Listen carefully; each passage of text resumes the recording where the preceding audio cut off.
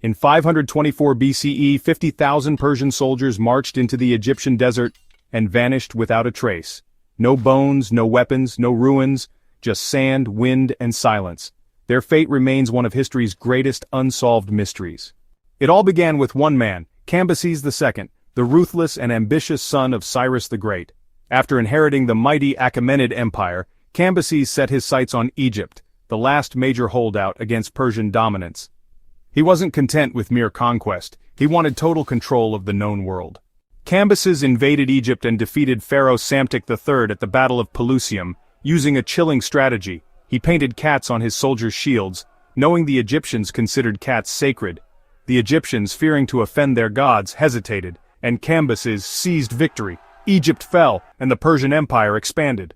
But conquering Egypt wasn't enough. Cambyses was obsessed with total authority. He viewed Egypt's ancient religious institutions, especially the Oracle of Amun at Siwa, as threats to his divine legitimacy. The priests of Amun refused to acknowledge Cambyses as pharaoh, calling him an impostor king without divine blessing. For Cambyses, this was unforgivable. He ordered a massive expedition. 50,000 elite troops were to march westward into the Libyan desert, find the oracle at the Siwa oasis, destroy the temple, and punish the priests. It was meant to be a swift show of power, a message, but the Sands had other plans. According to Herodotus, the Greek historian writing about a century later, the army departed from Thebes in southern Egypt. They first reached the oasis of Karga, an established rest point in the desert, and then pushed deeper into unknown territory. Days turned into a week. The desert grew harsher, winds screamed louder, the sun burned hotter. But the army pressed on, following guides, expecting to reach Siwa soon. Then, somewhere in the heart of the desert, they were consumed. Herodotus writes that after marching for 7 days from the last known oasis, the army stopped to rest. That night as they camped, a sudden sandstorm descended. A storm unlike any seen before. The wind howled with a fury that shook the earth. Sand filled the air, blinding and choking. The soldiers, caught in open desert with no shelter, were defenseless. The storm raged for hours, maybe days. When it finally passed, the desert was silent again. But the army was gone. Completely, as if swallowed by the earth itself. Some dismissed Herodotus's story as myth or exaggeration. After all, he had never visited the site himself. He was relying on Egyptian accounts and oral tradition. Yet for centuries his tale sparked both awe and skepticism. Could an entire army truly vanish into the sands? Modern science shows it's not impossible. The deserts of Egypt and Libya are capable of producing massive, suffocating sandstorms, walls of dust and wind that can bury entire caravans. In such storms, people can become disoriented, suffocated, or buried alive. Over centuries, their remains could vanish beneath shifting dunes. Local legends along the old caravan routes tell of a cursed army buried in silence. Some say their cries echo on stormy nights. Others claim that strange bronze weapons or fragments of armor have appeared in the dunes, only to vanish by morning. But none of it has ever been officially verified. Then, in the late 20th century, 2 Italian archaeologists, brothers Angelo and Alfredo Castiglioni, set out to solve the riddle once and for all. In 1996, they announced they had found something astonishing near the Gilf Kebir Plateau, deep in the Egyptian desert, close to the Libyan border. They uncovered remnants of ancient weapons arrowheads, a human jawbone, and even what appeared to be a buried campsite, complete with fire pits and storage jars. The site lay along a possible path to Siwa, matching Herodotus's narrative. Were these the remains of Cambyses' lost army? The Castiglioni brothers believed they were. They claimed the site had remained untouched for over 2,500 years, its artifacts preserved under layers of sand. Their findings included Persian-style arrowheads and tools consistent with Achaemenid military design. But the discovery sparked fierce debate. Critics argued the evidence was too thin to confirm the presence of a full army.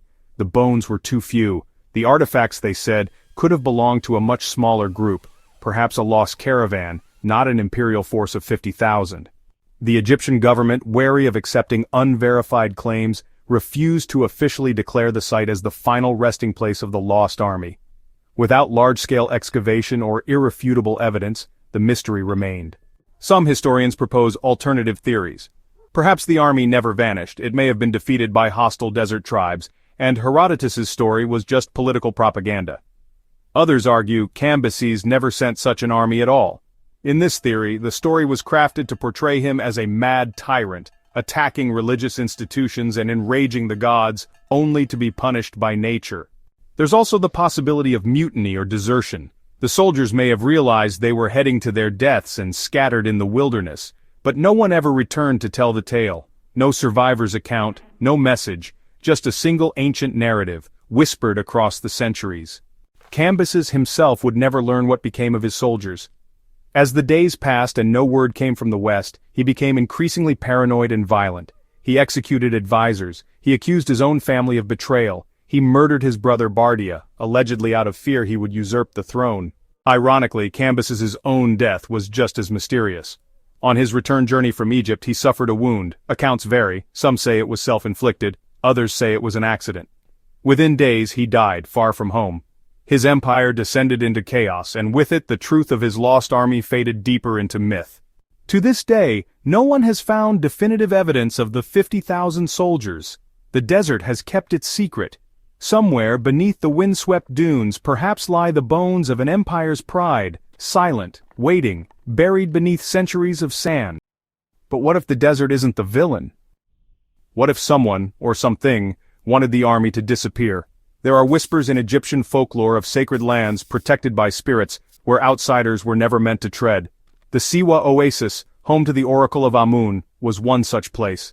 Some believe the priests of Amun, known for their mystical rituals and deep knowledge of the land, may have invoked divine wrath, summoning the very storm that buried the invaders. A coincidence or ancient revenge? Modern researchers haven't stopped trying to solve the puzzle. Satellite imaging has been used to scan areas once believed impassable. Ground-penetrating radar teams have searched for mass graves or buried metal. Still, nothing. The desert seems to erase all traces, as if protecting the secret. In 2020, a new wave of archaeologists reignited the search using drone mapping and AI terrain analysis. Their findings suggest several unnatural formations beneath the sand, too symmetrical, too aligned. Are these buried camps? Mass graves? Abandoned war gear? Until excavations begin, no one can say for certain. But the most unsettling question still remains. How does an army of 50,000 men, trained, armed, and led by an empire, vanish so completely, leaving not a single verifiable trace? Is it possible that history itself was rewritten, that the truth was too shameful or too terrifying to record?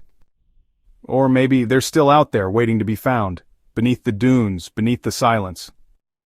Because the desert never forgets, and someday it may finally reveal what happened to Cambyses' lost army. If you like this video, don't forget to like, comment, and subscribe for more suspenseful historical mysteries. Your support helps uncover more lost stories from the shadows of time. Thanks for watching.